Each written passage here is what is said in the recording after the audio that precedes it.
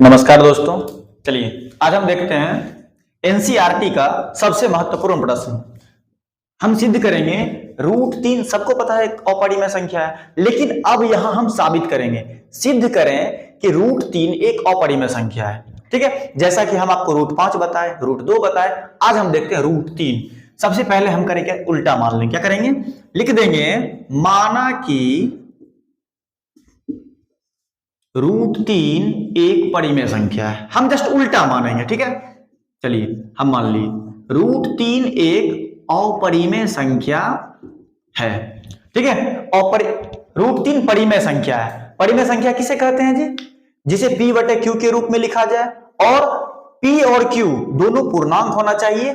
q not equal to 0 हो, मतलब q 0 के बराबर नहीं हो, और p और q का मौसो 1 हो, मतलब p और q सहभाज्य संख्या होनी चाहिए। यहां तक आपको कोई दिक्कत नहीं, आप सभी जानते हैं। नहीं भी जानते तो क्या दिक्कत है, आप जान लीजिए। चलिए हमने माना कि √3 एक परिमेय संख्या है। ठीक, तो इसीलिए √3 बराबर p/q। ठीक है, और यहां p और q क्या है? पूर्णांक है। चलिए माना p और q पूर्णांक है एवं p और q एक सहअभाज्य संख्या है। क्या है जी? सहअभाज्य संख्या है। कोई दिक्कत आपको?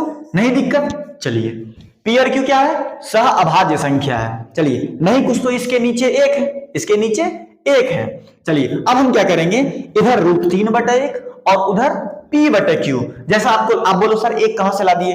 तो हर चीज के पहले कोई भी संख्या है उसके पहले अगर नीचे कुछ नहीं है तो नीचे एक भूत प्रेत की तरह एक छिपा हुआ रहता है। हम क्या करेंगे, कोना कोनी गुना कर देंगे। p को गुना करेंगे 1 से, ये हो गया p, और √3 को गुना करेंगे q से। चलिए ये हो जाएगा √3q। चलिए हो गया यहां तक, कोई दिक्कत नहीं है आपको? चलिए नहीं दिक्कत। अब हम क्या करेंगे, अब इसके बाद लिखेंगे कि दोनों तरफ वर्ग करने पर, दोनों तरफ वर्ग करने पर, इस तरफ भी उस तरफ भी, ठीक है, दोनों तरफ वर्ग करने पर p का वर्ग करेंगे क्या हो जाएगा बाबू? p²। लेकिन √3q का वर्ग करेंगे क्या हो जाएगा? √3q²। अगर इसका हम वर्ग करेंगे, इसका रिजल्ट क्या आएगा देख लीजिए, √3 गुना √3। चलिए इसका मतलब हो गया √3 गुना √3 √9 हो जाता है। हो गया, तो मतलब हो जाएगा √9, इसका वर्गमूल हो जाता है 3। इसका मतलब हो जाएगा ये 3q²। कोई दिक्कत नहीं ना? चलिए इसको हम मान लेंगे समीकरण 1। चलिए हमने माना समीकरण 1। अब मेरा आ गया p² बराबर √3q²। p² बराबर √3q²। ठीक है, देखिए हमको समीकरण 1 मिल गया है, लेकिन इस जगह एक घटना घटी। क्या घटी? घटना घटी। क्या घटना घटी? यहां देखिए हमने क्या सहभाज्य संख्या माना था p और q को। ठीक है, यहां देखिए क्या हो रहा है, हम लिखेंगे यहां p² 3 से विभाजित हो रहा है। किससे विभाजित हो रहा है जी? 3 से विभाजित हो रहा है। बिल्कुल हो रहा है, हो रहा है। चलिए बराबर में है ना, p² 3 से विभाजित हो रहा है एवं अब p² वाला p भी हो रहा है, तो p भी 3 से विभाजित हो रहा है। चलिए माना 3 से विभाजित हो रहा है या विभाजित है। कोई दिक्कत यहां तक आपको नहीं ना? यहां तक चलिए समीकरण 1 मिल गया। समीकरण 1 में हमको प्राप्त हुआ है कि p² किससे विभाजित हो रहा है बच्चों? 3 से विभाजित हो रहा है, और p भी 3 से विभाजित हो रहा है। ठीक है, अब हम क्या करेंगे, अब हम लिखेंगे जो कि आपको ऐसे हर सवाल में आपको लिखना पड़ेगा। क्या लिखेंगे? लिखेंगे अब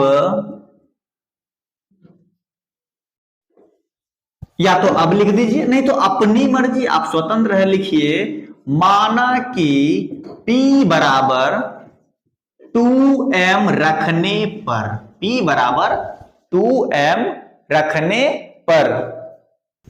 चलिए हम क्या करेंगे, माना कि p बराबर 2m रखने पर। ठीक है, p का मान 2m रखेंगे क्योंकि हम बना रहे हैं √2। अगर यहां रहता √5 तो हम p का मान क्या रखते, 5m रखते। अगर हम निकालते √3 नहीं सॉरी 3 बना रहे हैं ना, p का मान 3m रखने पर, तो अगर हम 2 बनाते तो 2m मानते, 5 बनाते तो 5m मानते।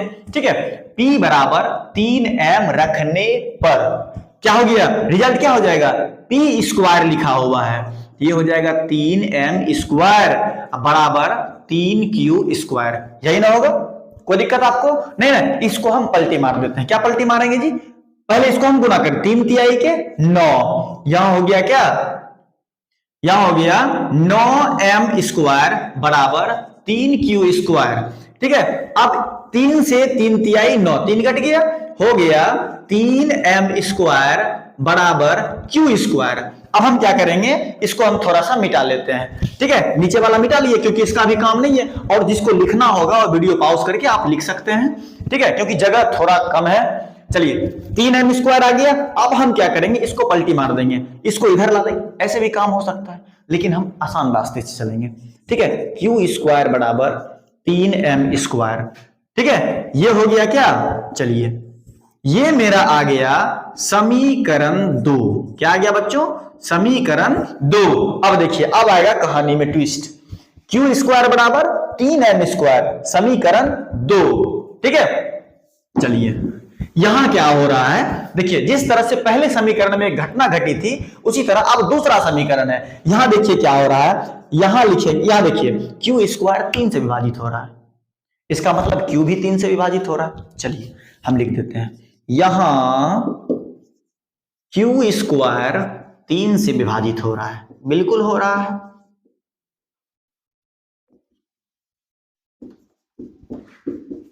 एवं q भी 3 से, जस्ट पहले समीकरण की तरह विभाजित है। q स्क्वायर 3 से हो रहा है, अगर q स्क्वायर हो रहा है तो q भी 3 से विभाजित होगा, होगा ना।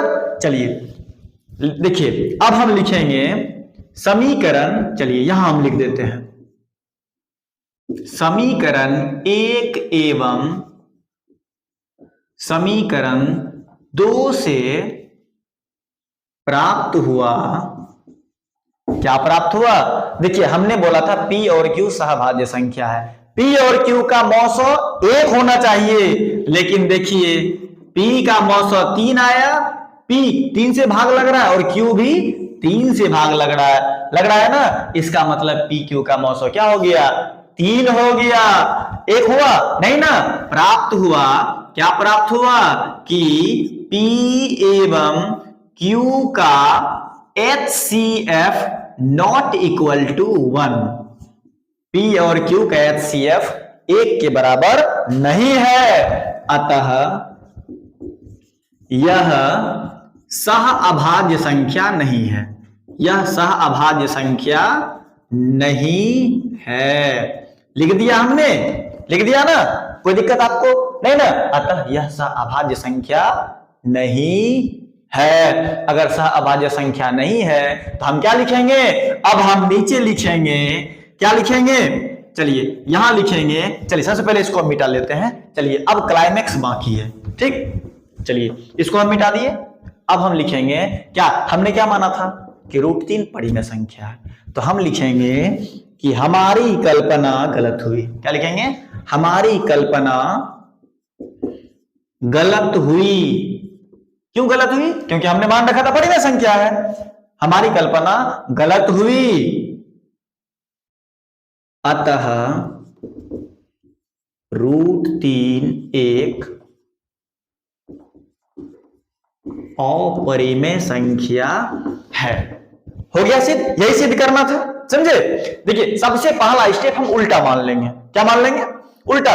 एक बकरी के 6 बच्चे, एक बकरी के 6 बच्चे, 3 काली 3 उजली, समझे, 3 को पकड़ लिए, तीनों उजली है तो बची कितनी, 3। जब तीनों उजली को पकड़ लिए तो बची तीनों काली, बची ना। उसी तरीके से हम क्या करेंगे, सबसे पहले हम उल्टा मान लेंगे, क्या मान लेंगे कि परिमेय संख्या है, सहभाज्य संख्या आया तो ठीक है, नहीं तो अपरिमेय संख्या है। आशा करते हैं आपको अच्छे समझ में आ गया होगा, ठीक है। अगर आपको अच्छे समझ में आ गया होगा तो आप अपना एक सपोर्ट जरूर दीजिएगा, हमारे चैनल को सब्सक्राइब कर लीजिएगा। जो भी नए हैं, हम फिर मिलेंगे इसी अंदाज में अगले वीडियो में, और आप बिल्कुल